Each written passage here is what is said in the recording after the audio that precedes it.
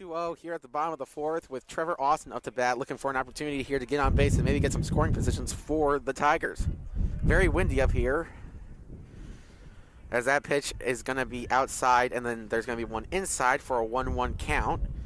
Trevor Austin, one of the better Mizzou batters, batting .320. He's going to take a swing. It's going to be a drive out to left. It's going to drop fair, and he will get in a double for the Mizzou Tigers, instantaneously giving them an opportunity to get some points on the board and cut into this 2-0 lead. Just what the doctor ordered for Missouri. You give up 2 in the top of the fourth. Your bats have been pretty cold this afternoon. And Trevor Austin, probably your best hitter, laces one down that left field line, drops it in down there in that left field corner. And now your next couple hitters being big power guys, you got a runner on second base, chance to get right back in this ball game. Jackson Lovich up the bat here. That pitch is going to be low.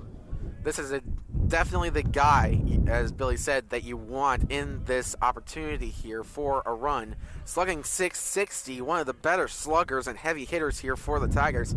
Swing, it's going to be cut, though, off the bat, and it will be out into the right parking lot. Hopefully not getting into too much trouble out there. Next pitch, 1-1 on the count so far for Jackson Lovich. Umpire calls a time for Sable. Sable working on a 53 pitch count here. Might be getting a little bit tired, but we'll see. Here comes the next pitch. Swung, it's going to be another clip right behind him. Another foul ball, 1-2. Yeah, another fastball. Dangerous game to play with Lovich. Looks like he's sitting back here looking for maybe a little something off speed that he can knock into the outfield and give Austin a chance to score. Lovich with a 1.095 OPS as he gets a lifter into shallow left field. And they're going to hold up. They're going to hold up Austin at third. He's able to stretch that short hit into a double. It will be Austin at third and Lovich at second.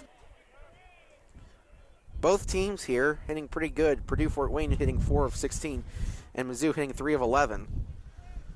As that pitch is going to be outside. 2-1 is the count. So both teams keeping pretty close to each other in terms of hitting stats. But we'll see what Curry can do here. 11 hits so far this season. Catches the strike zone there. It's going to be 2-2. What are you thinking here?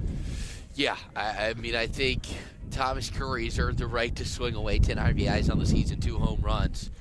Obviously, if you can just find a way to elevate it, that's the number one thing you want to do. Nothing on the ground. Get this ball high and deep. Thought about swinging, didn't go for it. It was down, and that will be a 3-2 full count for Thomas Curry here late in this at-bat. It caught an edge of Thomas Curry's bat. They're going to count it as a foul tip, and that'll be bring it up 3-2. Good job by Curry there to stay alive. Just had a little tap at it there. Jammed it up inside, but did just enough to stay alive and give himself a chance to try and get his 11th and 12th RBI on the year. Swing, hard swing, out towards right center. He's going to dive for it, gets down, and that will drive home Austin and Lovich with a 2 RBI double there from Thomas Curry, putting the Tigers back into contention in this game. Mizzou with the ball, passes inside to Abby Frank, but stolen back by Georgia. Dribbles back down, top of the arc, dribbles into the free throw half, shoots, and it's going to be missed. It's going to be a scramble for the ball. It's going to be a jump ball, and it will be Georgia ball. Quite a turn of events there as a free throw, well, pretty much a free throw attempt, but as a regular shot. Rebounds off of it, and it's going to be a jump ball in favor of Georgia. Yeah, you know, you don't really see that many jump balls anymore. I feel like it's very much a youth scenario, or like maybe like a high school type game when you have less ball control. But there's just been right time, right place for a lot of these loose balls, and some really aggressive players just wanted to get the ball for their team. It looks like there was a push off there from Georgia to try and get open. It's going to just turn right back for Missouri. Yeah, so bad time to get the first foul there, just a few ticks into the fourth quarter. They're going to want to try and limit that as much as they can because as many free throws as Missouri can shoot, they will take to try and get some free points. Dribbled up by Judd. Pass to Frank. No, I'm sorry, that wasn't Judd. Just past Judd, driving into the lane. Shot, missed. Rebounded by Georgia after a little bit of a mad scramble for the ball. It's going to be a foul on Federalpe. And that will be Georgia ball. Not sure what that was for, but you never know. Sometimes we just don't have that good of a look from here. Georgia moving the ball up. Not picking it up yet. There you go at the logo. Dribbling it around, passes it out.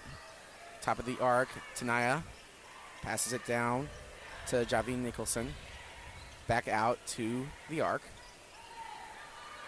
Just holding the ball there, dribbling it around is Asia Avenger.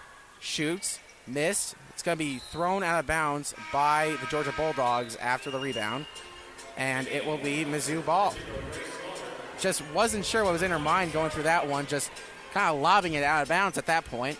Yeah, you need a little bit more control at this rate, right? You're running out of time, you're running out of possessions. You got to try and make as most as you can. I know you're trying to be, cute with maybe trying to get into the paint, but it's a little bit too late for that. You got to have some more bona fide chances. Drives in, shot, missed for Mizzou. Another jump ball. Look at that. It just seems that the Georgia players are getting frustrated. Javine Nicholson just getting frustrated, kind of laughing some of the calls that are coming out at this point. Yeah, I think they're more upset just because I think they have the size advantage over this Tigers team, but they're just kind of getting beat on the ball here. Exactly. And it's just, it's one of those things that's like, it doesn't matter really how big you are. Just it's about the fight in the dog, or the dog in the fight, not the fight in the dog, really, at that point. Inbounds pass to Slaughter, then out to Judd, into Frank, who's in the foul circle. Pass out to Slaughter, drives down the baseline. She's looking for somewhere to go to. Passes it out to the three. Drives it back in. Shoots. Lays up and in. That was Heike Federape with the two. Georgia driving up with the ball. Asia out to Thompson. Back out to Nicholson. Shot for two. Missed. Rebounded by Georgia. Georgia doing a good job this second half of getting offensive rebounds, but not capitalizing on them. Dribbled out. At the base of the three. Into the paint. Shot. Missed. Another offensive rebound from Georgia. Once again. Doing a great job at getting those opportunities, but not capitalizing on them. Georgia 61-41, down by 20. They need to start getting their shots off if they're going to win this game. Mizzou Tigers are leading the Mastodons so far in this game, 3-6 here in the top of the eighth. Let's see if they can close it out. Up to bat right now for Fort Wayne is going to be Nick Sutherland. With two pitches there, it's going to be 0-2. That pitch is going to be outside for a 1-2 count. Sutherland earlier in this game had two singles and one RBI in the sixth to cut the lead a little bit, but had a strikeout in the first, so it's definitely a bit more positive, but still a little bit mixed. Yeah, and obviously this is where, you need him to get aboard here because 3-run lead, you got to cut into it a little bit in this eighth inning. Here's a pitch. Down the dirt, 2-2. He's slugging .483 so far, so not quite deep, but pretty close. He's definitely a guy you can rely on when looking for getting a base runner on for opportunities. Swing, it's going to be hit deep out towards center. That is long, and that is gone. Everyone ducking cover for a nuclear shot there, folks. A long home run from Nick Sutherland. Yeah, just another one that right over that center field fence. Good piece of hitting, and just when it looked like Missouri had kind of taken control of that game, big swing of the bat. Kind of swings the pendulum back the other way and gives the Mastodons a little bit of momentum, a little bit of juice. And obviously chips away. And that Missouri lead cuts it down to 2 here with 2 innings to play. Missouri still needs those final 6 outs. And up next to bat is Justin Osterhaus, another guy for Purdue Fort Wayne who can deliver in strong ways. He's definitely much more of a deep ball hitter, slugging 654 into this at bat, and already having a double in the second. He was looking to make that 2 in a row, got out way in front of that one. He sat back a little bit more, maybe could have. One foul over towards Providence, so be careful out there. This one's also going to be foul over to the opposite side.